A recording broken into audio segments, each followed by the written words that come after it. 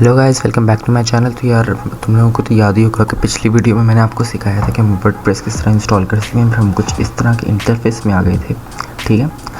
और हाँ, तो सबसे पहले हमने करना क्या है, अब हम ना देखना चाहते हैं कि हमारी जो वेबसाइट है वो असल में दिख किस तरह की रही है। तो वो अगर हमने देखना है तो जैसा कि आप लोग देख सकते हो यहाँ पे कि यहाँ पर ये लगा हुआ है VP एडमिन, ये लोकल होस्ट / टेस्ट वेब के आगे, ठीक है। तो हमें करना क्या होगा कि हम यहाँ पर जाएंगे, ठीक है, और यहाँ पर जाकर हम लिखेंगे लोकल होस्ट / लगाकर हम अपने प्रोजेक्ट का नाम लिख देंगे, ठीक है। तो बस आपने इतना लिखने से आगे अपने VP एडमिन नहीं लगाना। VP एडमिन आप जब भी लगाओगे आप इस तरह की आप वर्डप्रेस पर पहुंच जाओगे। आप आगे से वेबसाइट को देखना चाहते हो कि आगे से उसका फ्रंट एंड क्या दिख रहा है, तो हम ये ऑन कर लेते हैं। और आपकी वेबसाइट ही तब तक ऑन नहीं होंगी जब तक आपकी ये दो सर्विसेज, ये ऊपर वाली एक अपाचे और एक MySQL, ये डेटाबेसेस के लिए यूज़ होती है। तो ये दोनों आपकी सर्विसेज जब तक चल नहीं रही होंगी, ठीक है। अच्छा, तो अभी उसने हमें एक सिंपल सा, मतलब कोई इतना अच्छा भी नहीं, एक सिंपल सा हमें इंटरफेस दे दिया, ठीक है। कोई मतलब बहुत ज़्यादा भी नहीं अच्छा दिया, लेकिन ठीक है। तो ये उसने हमें एक डेमो दिया, ठीक है, कि आप ये हमें उसने एक थीम प्रोवाइड की। अब इस थीम को हम जिस तरह बनाना चाहते हैं हमें उस तरह बनाना होगा, ठीक है। लेकिन ऐसा नहीं होता। हम अपनी वर्डप्रेस वाले टैब पे वापस आ जाते हैं, तब यहाँ पर हमें काफ़ी ज़्यादा चीज़ें देखने को मिल रही हैं। तो हम आहिस्ता आहिस्ता ऊपर से नीचे की तरफ आएंगे। लेकिन सबसे पहले मैं आपको इसकी ये चीज़ दिखाऊंगा। जब भी हम कोई नई वेबसाइट बनाने जाते हैं हमें पता होना चाहिए कि हम वेबसाइट बना किस तरह रहे हैं, तो उसके मुताबिक हमें थीम सेलेक्ट करनी पड़ती है, ठीक है। तो यहाँ पर हमारे पास 3 ही फ़िलहाल इंस्टॉल्ड है, आपको भी 3 ही बाय डिफ़ॉल्ट मिलेंगी। और यहाँ पर आप ऐड न्यू थीम करके और भी इंस्टॉल कर सकते हो, यहाँ पे ऐड न्यू भी करके इंस्टॉल कर सकते हो, लेकिन वो बात की बात है। अभी हम कोई इन्हीं में से लेंगे। हम ले लेते हैं ये 2017 वाली, इसे हम एक्टिवेट कर लेते हैं, ठीक है। ठीक है, तो अब जैसा कि देख रहे हो कि ये एक्टिवेट हो चुकी है। अब आप लोगों के पास ये जो इस तरह आ रही थी, आप यहाँ पर रिफ्रेश के बटन पर दबाओगे तो देखो ज़रा क्या होता है। हाँ देखो, ये चेंज हो चुकी है वेबसाइट। अब इसका मतलब ये है कि अगर आप कोई इस तरह की वेबसाइट बनाना चाहते हो जिसके अंदर ऊपर सबसे पहले ये इस तरह का पेज है जिसके ऊपर कुछ ना कुछ लिखा है, और उसके नीचे जाओ तो फिर जाके आपका कंटेंट शो होना शुरू हो, तो वो आप इस तरह थीम सेलेक्ट करते हो। वैसे हमने ये करनी नहीं थी, तो हम इसे वापस 2019 वाली पे कर देते हैं। इसे भी एक दफ़ा प्रीव्यू कर लेते हैं, ठीक है। तो यहाँ पर हम फिर से जाएंगे टेस्ट वेब, ठीक है। तो ये हमारे पास ये देखो कुछ इस तरह की दिख रही है। ये देखो ऑलरेडी इसके ओवर इफेक्ट्स डले हुए हैं, हम इसे बाद में चेंज भी कर सकते हैं। अच्छा, अब सबसे पहले गौर करने वाली बात ये, हमारे पास यहाँ पे एक पोस्ट बनी हुई है जिसका ये बाय डिफ़ॉल्ट आपको बनी है कि जब भी आप कोई प्रोजेक्ट शुरू करोगे तो यहाँ पर ये वेबसाइट, यहाँ पे welcome to WordPress, this your first post, edit और डिलीटेड देन स्टार्ट राइटिंग, ठीक है। यहाँ पर हम इसे अगर क्लिक करेंगे तो हम इसकी पोस्ट पे पहुँच जाएंगे, और जिसके नीचे हम यहाँ पर कुछ भी कमेंट भी कर सकते हैं और वो पोस्ट भी कर सकते हैं, ठीक है। तो अब हम जाते हैं अपने वर्डप्रेस वाले टैब पे वापस। अब हम सबसे पहले यहाँ से शुरू करेंगे, डैशबोर्ड से नहीं, यहाँ से शुरू करेंगे, पोस्ट से। अब पोस्ट के अंदर अगर हम जाते हैं तो हम ऑल पोस्ट में अभी फ़िलहाल, तो यहाँ पर हमें मिलती है एक हेलो वर्ल्ड। इसे हम डिलीट कर सकते हैं या एडिट कर सकते हैं। जिस तरह की हम ये पोस्ट बनाना चाहते हैं हम उस तरह की पोस्ट ये बना सकते हैं। इसके नीचे यहाँ पे वो हमें बता रहा है कि एक कमेंट आया हुआ जो कि वर्डप्रेस वालों का अपना कमेंट है, ये जैसा कि आप देख सकते हो। तो चलो यहाँ पर हम इसे एडिट कर सकते हैं, इसे ट्रैश पे फेंक सकते हैं। तो हम इसे भी फ़िलहाल डिलीट कर देते हैं, ठीक है। और यहाँ पर एक नई पोस्ट बनाते हैं।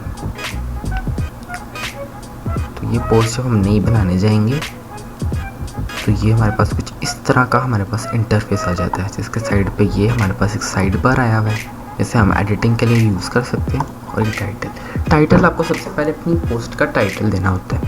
तो जैसा कि अगर मैं कोई बना रहा हूँ कि मैं आपको HTML CSS वगैरह सिखाऊंगा, तो मैं यहाँ पे HTML, ठीक है, और यहाँ पर उसके बारे में थोड़ा कंटेंट दे सकता हूँ, दिस इज़ HTML, या यहाँ पे मैं इन्हें पिक्चर दे सकता हूँ।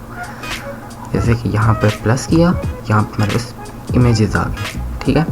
लेकिन वो अभी हम उस पर नहीं जाएंगे, इमेजेस वाली जगह पे, वो भी हम पढ़ेंगे। तो पहले मैं आपको बता दूं, हम यहाँ से कुछ डमी टेक्स्ट पकड़ लेते हैं, ठीक है। डमी टेक्स्ट वो टेक्स्ट होता है जो हम वेबसाइट में यूज़ कर सकते हैं अगर हमारे पास वहाँ पे कुछ लिखने को नहीं है और इसके टेक्स्ट का कोई मतलब भी नहीं होता। जैसे कि ये, अब इस टेक्स्ट का कोई मतलब है, lorem, Epson, daughter, seat, Amity, एक असली लफ्ज़ नहीं है, लेकिन हमारी वेबसाइट को थोड़ी कूल लुक देंगे जब तक हमारे पास हमें कोई कंटेंट नहीं मिल जाता वहाँ पे रखने के लिए। हम इसे यहाँ से कॉपी कर सकते हैं, ठीक है, और यहाँ पर पेस्ट कर सकते हैं।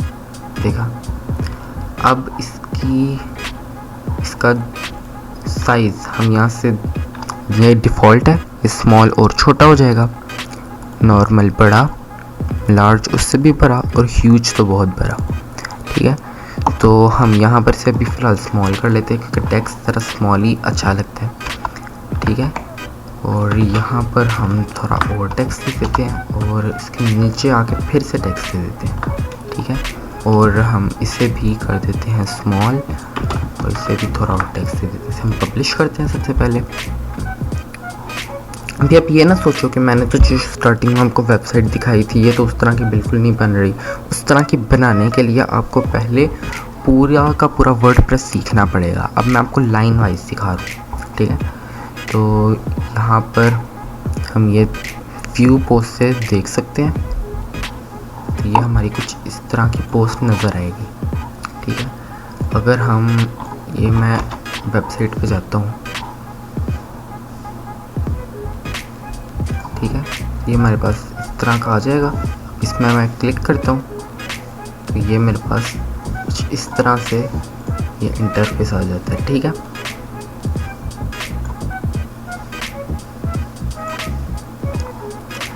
अच्छा, अब हमने करना क्या है, हम वापस जाते हैं अपने उसी टैब पे,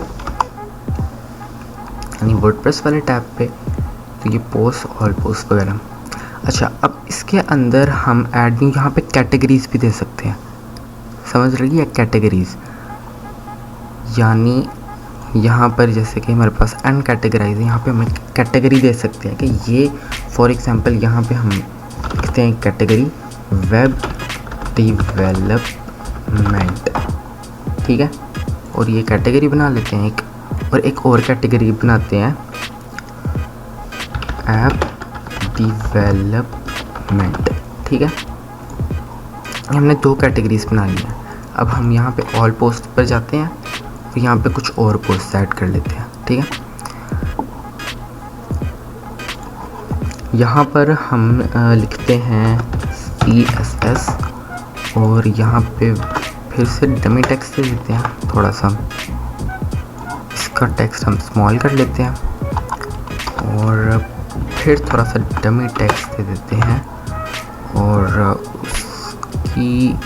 उसका फॉन्ट जो है हम स्मॉल कर देते हैं, ठीक है। तो यहाँ पर हमने ये चीज़ कर दी, लेकिन यहाँ पर एक और चीज़ हो सकती है। यहाँ पे एक कलर सेटिंग्स वगैरह है, इससे हम इतने टेक्स्ट को फॉर एग्जांपल सिलेक्ट करके इसका कलर ब्लैक कर सकते हैं। पहले ही ब्लैक था तो हम इतने को सिलेक्ट करके इसका कलर ब्लू कर सकते हैं। अच्छा, अगर आप यहाँ से सिलेक्ट करोगे ना तो इस पूरे के पूरे जो पैराग्राफ है ना उसका कलर चेंज हो जाएगा। अगर आपको सिर्फ उस पर्टिकुलर टेक्स्ट का करना है ना, यहाँ पे पहले हम ब्लैक सिलेक्ट कर लेते हैं। अच्छा, अब यहाँ पे अगर हमने फॉर एग्जांपल इतने का कलर चेंज करना है, हम यहाँ पर आएंगे नीचे, यहाँ पर हमारे पास एक आ रहा है टेक्स्ट कलर, उस पर जाते हैं, यहाँ पर हम इसे ब्लू कर देते हैं।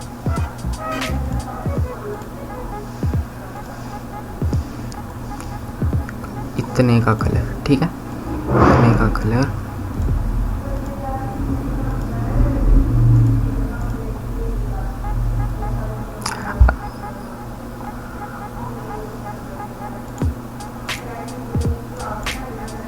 ठीक है।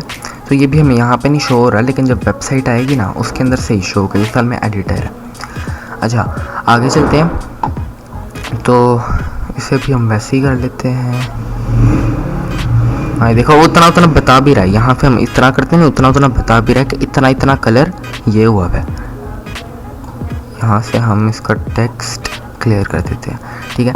अच्छा अब आगे देखते हैं, तो यहाँ पर हमारे पास दो चीज़ें आ रही हैं, दो टैब्स आ रही हैं, एक ब्लॉग और एक डॉक्यूमेंट। अब डॉक्यूमेंट पे जाते हैं तो यहाँ पर हमारे पास काफ़ी ज़्यादा चीज़ें आ रही हैं। वहाँ पे स्टेटस की विजिबल रहेगा, तो हाँ विजिबल रहेगा ही हमारे पास, ठीक है। हम आगे आ जाते हैं कैटेगरीज़ में। तो यहाँ पर उसने हमें प्रोवाइड कर दिया कि अगर आप नई कैटेगरी यूज़ करना चाहते हो तो वो भी कर सकते हो, नहीं तो आप इनमें से भी सिलेक्ट कर सकते हो, क्योंकि इसकी कोई कैटेगरी नहीं है। इसकी ऐप डेवलपमेंट कैटेगरी है, इसकी वेब डेवलपमेंट कैटेगरी है। अब यहाँ पे ये वेब डेवलपमेंट में जा रहा है, क्योंकि CSS वेबसाइट्स बनाने में यूज़ होता है। तो हम यहाँ पर क्या करेंगे, इसे वेब डेवलपमेंट में टिक करके पब्लिश कर देते हैं, ठीक है। अब इतना ही नहीं, हम फिर वापस जाएंगे और यहाँ पर ये HTML वाले को भी एडिट करेंगे और इसको भी हम वेब डेवलपमेंट यहाँ पे अनकैटेगराइज था, इसे हम अपडेट कर देंगे और फिर बैक जाएंगे।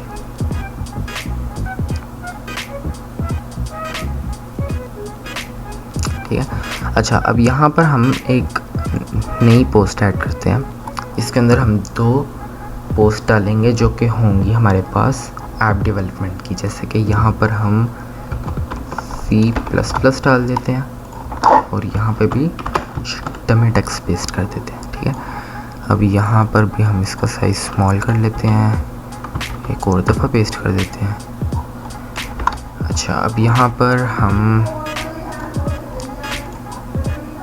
इससे भी स्मॉल करके इसके अंदर भी टेक्स्ट पेस्ट कर देते हैं।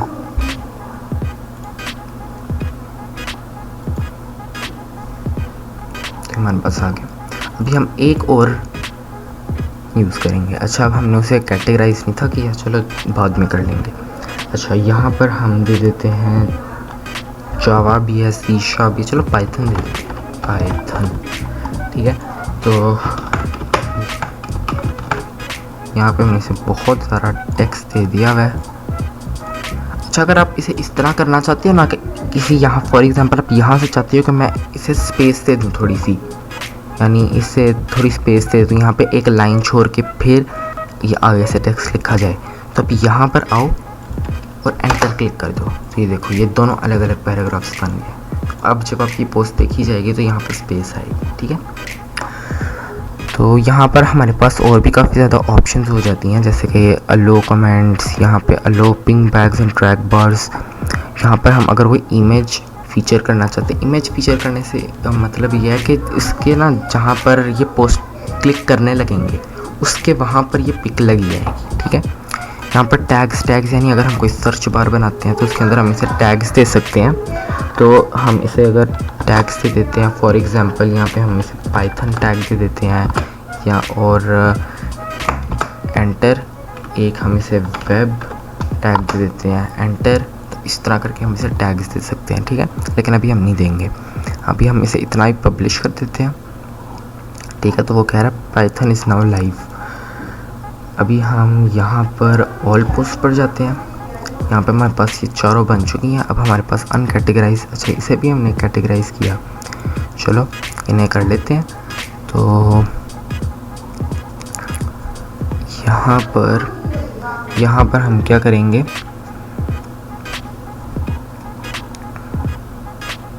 C++ से इसे ऐप डेवलपमेंट कर देते हैं, अपडेट। बैक जाते हैं, यहाँ पर पाइथन पे आते हैं, इससे भी हम ऐप डेवलपमेंट कर देते हैं, ठीक है। तो अब हम बैक जाते हैं, इसे रिफ्रेश करते हैं, तो ये हमारे पास सारे ऐप डेवलपमेंट, वेब डेवलपमेंट। अब हम अपनी वेबसाइट खोलते हैं। अच्छा हाँ, एक बात याद रखिएगा कि ये जो है ना, ये हमारे पास हमारी वेबसाइट का URL है। फॉर एग्जांपल आप इसे कल किसी डोमेन में अपलोड करते हो जिसका डोमेन कुछ इस तरह के www.mywebsite.com। तो अगर आप www.mywebsite.com में जाओगे ना तो आपके पास वेबसाइट खुलेगी, जैसे कि यहाँ पे खुल रही है, ठीक है।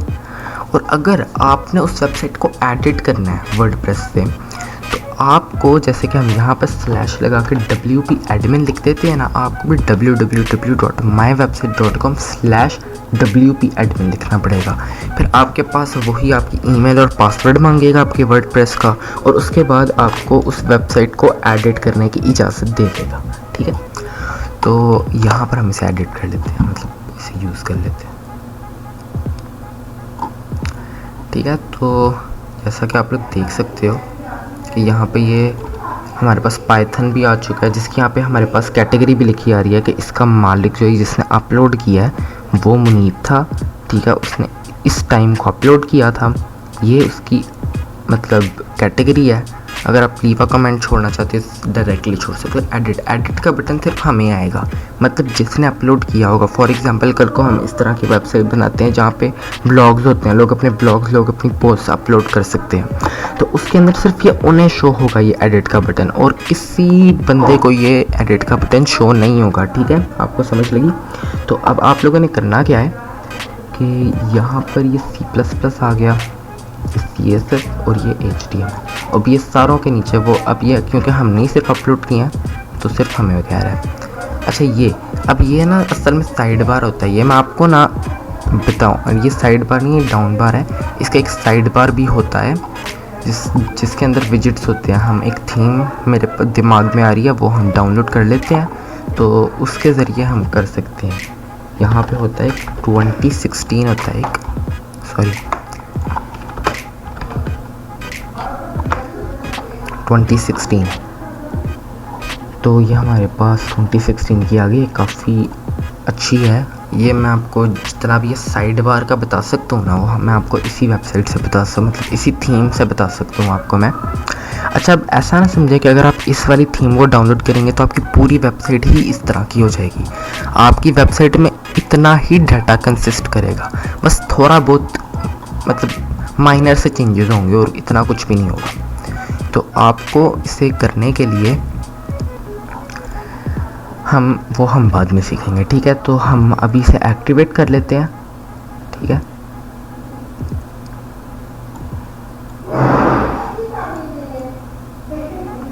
अच्छा तो अब हम इसे जाके इस पेज को हम रिफ़्रेश करते हैं, तो हमारे पास जैसा कि आप लोग देख सकते हो ये आ चुका है। अब इसके अंदर ये हमारे पास पाइथन है, हमारे पास इस तरह। अच्छा अगर हम कोई मेन्यू बनाएंगे तो यहाँ पे आ जाएगा, लेकिन मेन्यू हम बाद में सीखेंगे। अच्छा अब हम पोस्ट पे आते हैं वापस, तो हम पोस्ट की इस एपिसोड में सारी चीज़ें सीख लेंगे कि हम उसे किस तरह यूज़ कर सकते हैं। फिर पेजेस जो हैं वो भी इन पोस्ट की तरह ही होते हैं, मतलब बनाने में इन पोस्ट्स की तरह ही होते हैं। तो जब आपको वो चीज़ें, जब आपको पेजेस बनाने में आएगा ना, तो आपको काफ़ी ज़्यादा ईजी रहेगा। तो अभी मैं आपको इनका एग्जैक्ट बता देता हूँ सही तरह से। अच्छा यहाँ पर हम कोई अगर इमेज ऐड करना चाहते हैं तो यहाँ पर हम इस तरह करेंगे। यहाँ पे हमारे पास अगर हम कस्टम CSS भी ऐड करना चाहते हैं वो भी कर सकते हैं। हम सेपरेटर लगाना चाहते हैं यहाँ पे, तो हमारे पास एक सेपरेटर लग चुका है, ठीक है, जो कि एक मतलब जो एक पैराग्राफ को दूसरे पैराग्राफ से अलग कर सकते हैं। फॉर एग्जांपल अगर हम इसे यहाँ पर सेपरेटर लगा लेते हैं तो देखो दोनों अलग अलग हो गए, ठीक है। तो हम फ़िलहाल नहीं ये चाहते, तो हम इसे रिमूव कर देते हैं। अच्छा हम सबसे ऊपर लगाते हैं अपनी एक इमेज, ठीक है, जिसके अंदर हम यहाँ पर इधर से नीचे आ जाते हैं। यहाँ पर सबसे ऊपर हम अपनी इमेज लगाएंगे। इमेज लगाने के लिए यहाँ पर हमारे पास ये काफ़ी ज़्यादा चीज़ें आ रही हैं। आप यहाँ पे ऐसा नहीं है, ज़रूरी नहीं है कि आप यहाँ से ढूंढते फिर, आप यहाँ से सर्च भी कर सकते हो इमेज, ठीक है। तो ये हमारे पास इमेज आ चुकी है, तो हम इस इमेज को ऐड कर लेते हैं। अब वो कह रहा है कि आप अपलोड करना चाहते हो, मीडिया लाइब्रेरी से यूज़ करना चाहते हो। मीडिया लाइब्रेरी वो होती है जहाँ पे आपने पहले से अपनी चीज़ें अपलोड कर दी होती हैं। अपलोड यानी कंप्यूटर से अपलोड करना चाहते हो या किसी URL पे है और आप उससे अपलोड करना चाहते हो। मैं तीनों चीज़ें आपको बता देता हूँ। हम एक नया टैब खोलते हैं जिसके अंदर हम जाकर लिखते हैं HTML, ठीक है। इस HTML के हम इमेजेस में आते हैं और यहाँ पर हम कोई इमेजेस ढूंढते हैं, जैसे कि ये वाली है, ठीक है। अब इससे मैं ओपन इमेज न्यू टैब करूँगा तो मेरे न्यू टैब में ये इमेज आ जाएगी। तो इसके ऊपर अगर आप देखोगे तो ये हमारे पास आ रहा है एक URL। अगर हम html.com/ अच्छा, अगर हम इस URL को कॉपी कर लेते हैं,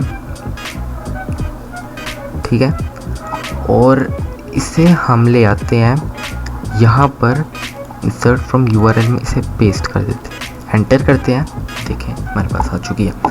अब इसके अंदर हम इसका ऑल टेक्स्ट दे सकते हैं। ऑल टेक्स्ट का मतलब ये होता है जब हम इसके ऊपर ओवर करते हैं तो हमारे पास कुछ टेक्स्ट लिखे आ जाते हैं। जैसे कि फॉर एग्जांपल ये गूगल है, यहाँ पे मैं इसे इसके ऊपर लेके, और ये जो हमारे पास कर्सर के नीचे uTorrent लिखा आ रहा है ना, ये उसका ऑल टेक्स्ट है। तो उसी तरह अगर हम अपनी इमेज का कोई ऑल टेक्स्ट देना चाहते हैं तो हम यहाँ से दे सकते हैं, जैसे कि HTML ट्यूटोरियल, ठीक है। तो हम ये चीज़ दे सकते हैं। उसके अलावा आप इसकी विड्थ सेट कर सकते हैं, 25% हो, 50% हो, 75% हो, 100% हो, जो कि इतनी बड़ी बन जाती है। और आप इसे मैन्युअली भी दे सकते हो।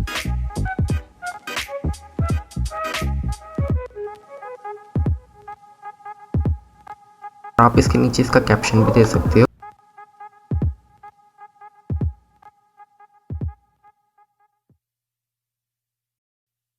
ठीक है, तो हमारे नीचे अब ये कैप्शन लिखा आएगा, ये हमारी पिक्चर के नीचे।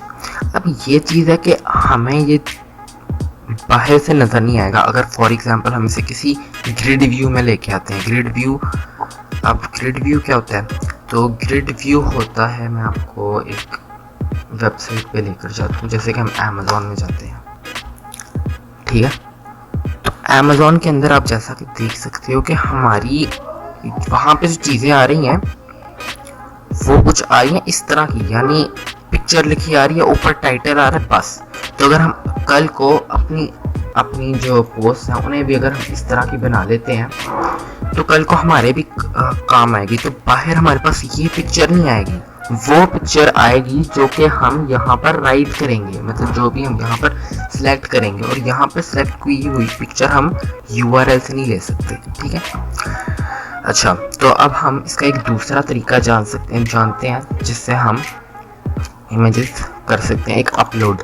अब अपलोड से क्या होगा, हमारे पास फॉर एग्जांपल ये है ना मेरे पास, तो ये यहाँ पर मैंने रख दी, तो ये यहाँ पे लोड कर रहा है और ये हमारे पास पिक्चर आ गई हमारी, ठीक है। तो हम इस तरह अपलोड कर सकते हैं। अब ये तो ये चीज़ हो गई। अब हमारे पास कहते हैं कि मीडिया लाइब्रेरी क्या है। तो मीडिया लाइब्रेरी होता है कि जो पिक्चर्स हम ऑलरेडी अपलोड कर चुके हैं। फीचर इमेजेस के अंदर भी यहाँ पे कह रहा है कि या तो आप यहाँ पे देखो, हमारे पास मीडिया लाइब्रेरी में आ गई है वैसे, ठीक है। तो वो असल में शायद हमने पिछला वाला URL से किया था तो वो नहीं आया, लेकिन ये वाला आ गया, चलो कोई बात नहीं। अच्छा, अब यहाँ पर हम अपलोड फाइल यहाँ से कर सकते हैं और यहाँ से हम इमेजेस ले सकते हैं जो हमने ऑलरेडी अपलोड की हैं। और इमेज जब भी हम अपलोड करते हैं उसके साथ हम उसका ऑल्ट टेक्स्ट दे सकते हैं, उसका टाइटल दे सकते हैं, उसका कैप्शन और उसकी डिस्क्रिप्शन भी दे सकते हैं, ठीक है। तो हम अभी फ़िलहाल इसका कोई फ़ायदा नहीं है क्योंकि अभी हम ग्रिड व्यू पर जाएंगे नहीं, पोस्ट ग्रिड व्यू पर, क्योंकि हमें काफ़ी ज़्यादा और बेसिक चीज़ें हरी सीखनी है जो कि अभी हमने नहीं सीखी। तो हम अभी बैक जाते हैं अपनी उसी पोस्ट पर। अच्छा, तो आपने जैसे कि यहाँ से सीख तो लिया, तो अब हम किसी और पोस्ट पर जाते हैं। तो किसी और पोस्ट पर जाकर हम यहाँ पे थोड़ी और चीज़ें सीखेंगे। जैसे हम ये ब्लॉग पर क्लिक करेंगे तो हमारा ब्लॉग वाला सेक्शन अब ओपन हो चुका है। अब फॉर एग्जांपल यहाँ पर आप लोग कोई, आप देखो वर्डप्रेस के अंदर काफ़ी लिमिटेशन होती हैं। लिमिटेशन से मतलब मेरा ये है कि वर्डप्रेस के अंदर अगर आप कोई प्लगइन इंस्टॉल कर सके, आप उसे अपनी मर्ज़ी का नहीं बना सकते। फॉर एग्जांपल आप उसे अपनी मर्ज़ी का साइन अप फॉर्म नहीं बना सकते क्योंकि यहाँ पे कोडिंग होती ही नहीं है, बिल्कुल नहीं होती, ठीक है। तो आपको प्लगइन्स यूज़ करने पड़ते हैं। तो उसके लिए आपको मतलब सही तरह से आप वो बिल्कुल अपनी मर्ज़ी की चीज़ें नहीं बना सकते। बस इसका जैसे कि इसके डिसएडवांटेजेस हैं, इसके आगे से एडवांटेजेस भी हैं कि वर्डप्रेस की वेबसाइट आम वेबसाइट से, आम ऑप्टिमाइज्ड वेबसाइट से 3 गुना ज़्यादा ऑप्टिमाइज्ड होती है और 3 गुना ज़्यादा फास्ट होती है।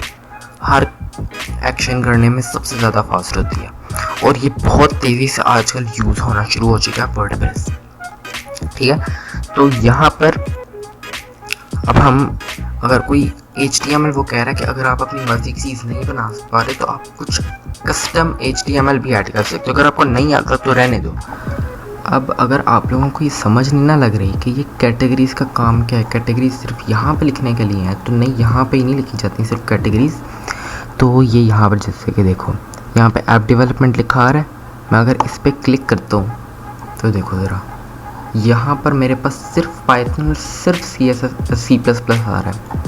अगर मैं यहाँ पर वेब डेवलपमेंट पे क्लिक करता हूँ तो मेरे पास सिर्फ CSS और सिर्फ HTML आ रहा है। यानी मान लो कल को आपका कोई बंदा यहाँ पर आप कोई सर्च बार बनाते हो, मतलब यहाँ पे कोई बॉक्स बनाते हो इस तरह का ही, जिसके अंदर आप कहते हो कि आप कैटेगरी सर्च कर सकते हो। और यहाँ पर वो बंदा कोई कैटेगरी सर्च करता है, फॉर एग्जांपल वेब, और उससे नीचे ऑप्शन आ जाती है वेब डेवलपमेंट की, तो वो उस पर क्लिक करेगा तो वो इस जगह पर आ जाएगा जहाँ पे सिर्फ और सिर्फ वेब डेवलपमेंट है, जहाँ पे सिर्फ और सिर्फ वेब डेवलपमेंट के बारे में ही बातें हैं। ठीक है, तो कल को ये आपके काम आ जाएगी। ठीक है, उसके अलावा यहाँ पर ये रिसेंट पोस्ट्स, रिसेंट कमेंट्स, ये सारी चीज़ें यहाँ पर आपको इस साइड बार में मिल जाएंगे। अब इस साइड बार का क्या चक्कर है ये हम अगली वीडियो में जानेंगे। तब तक के लिए गुड बाय। वैसे भी आज की वीडियो तो बहुत ज़्यादा यार लंबी हो गई है, तो इसी बहाने यार लाइक कर दो, सब्सक्राइब कर दो यार, क्योंकि मतलब आज से पहले मैंने इतनी लंबी वीडियो नहीं बनाई, लेकिन आज बना रहा हूँ मैं। तो हाँ यार, इतना तो कर ही सकते हो, 2-3 सेकंड लगने हैं और मेरी इतनी देर की मेहनत मुझे लगेगा कि बस पूरी हो गई है। तो अच्छा यार, अगली वीडियो में मुलाकात होगी, तब तक के लिए गुड बाय।